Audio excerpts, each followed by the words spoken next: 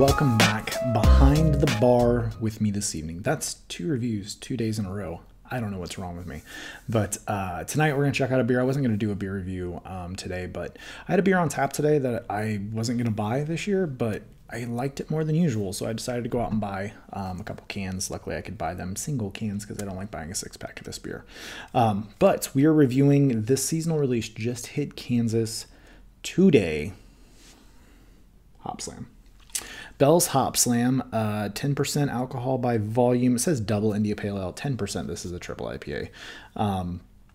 So in fairness, this beer used to be my favorite beer. Like 5 or 6 years ago when it was really like starting to get huge and craft beer was getting crazy. This was my favorite beer.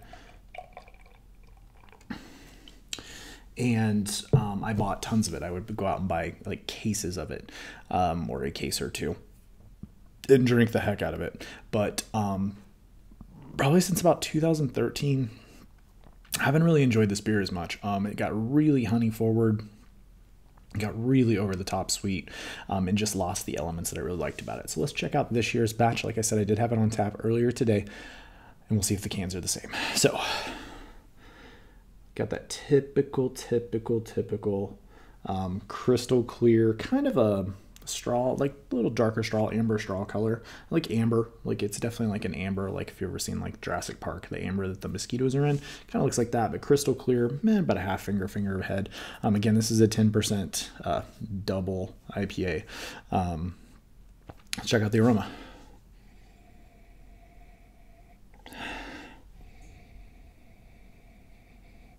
So I do get that big Simcoe note, that big cat pee.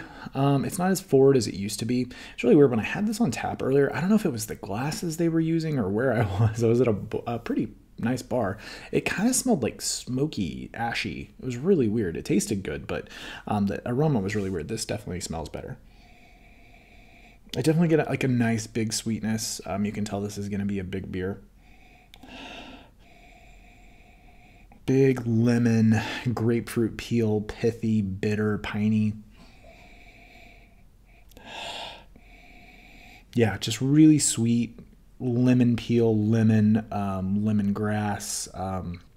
So that kind of cat pee note, if you know what I'm talking about in these types of beers. This beer used to be huge cat pee. Like it smelled like a cat pee in your glass, or on the carpet in front of you. So let's dive in, see what we think. Cheers, guys.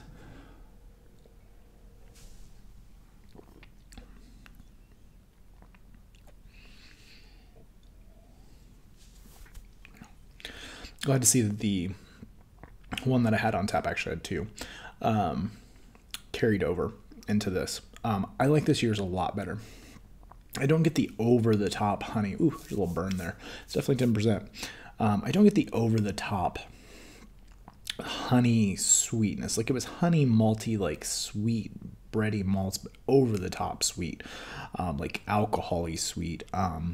In years past, the last few years, I actually really didn't like it at all. But this year's is much better. It's got a much more hoppy profile. There's definitely a like powerful bitterness in this. It is actually staying on my tongue. Big grapefruit, big lemon. There's a sweet candy element there in the middle. There's like a big bitterness throughout. Nice sweet bready malts in the middle and throughout. It's a full flavored beer. It has, like I said, right in the middle of the mouth, there's a huge, like, ripping bitterness that goes through. It's piney, dank, huge dankness. Good mouthfeel. It's a fairly thick beer. But it is flavorful. It's back to that hoppy aspect. Like, this is just full of hops, and the honey's not there. There's a sweetness in it, but before you just get huge honey, whereas you don't really get that with this at all, which I like. Definitely a better beer. I like this. Is my favorite year in a while. Is it worth going out and buying? That's up to you. This is a huge West Coast style big hop bomb. This is not messing around. What do they say? Brewed with honey. I thought they used to say, like, what's it say here? An exceptionally aromatic blend of hops combined in this balanced interpretation of a double IPA. Again, triple IPA, guys. It is balanced, though. It's not... Besides that middle of the mouth bitterness, it's really fairly balanced. And for 10%, there's definitely a big sweetness, and the first drink I actually got a little burn. I haven't got it on any of the ones that have followed, but super good. Back to what I was saying, is it worth going out and buying? It was $17.99 a 6-pack, which I actually think is a little cheaper than it's been in years past. I managed to just buy a couple cans, so it's up to you if you like big, bold, in-your-face West Coast style, huge beers. This is one, but you can't drink more than 1 or 2 of them. So as far as grade, solid A beer. This beer used to be 100 out of 100 for me, but it's an A beer. Worth seeking out. If you see it on tap, it's worth trying if you like big, in-your-face IPAs. So we'll leave it there, guys. Thanks for coming behind the bar. Thank you for the like, subscribe, and comments. Till next time. Cheers.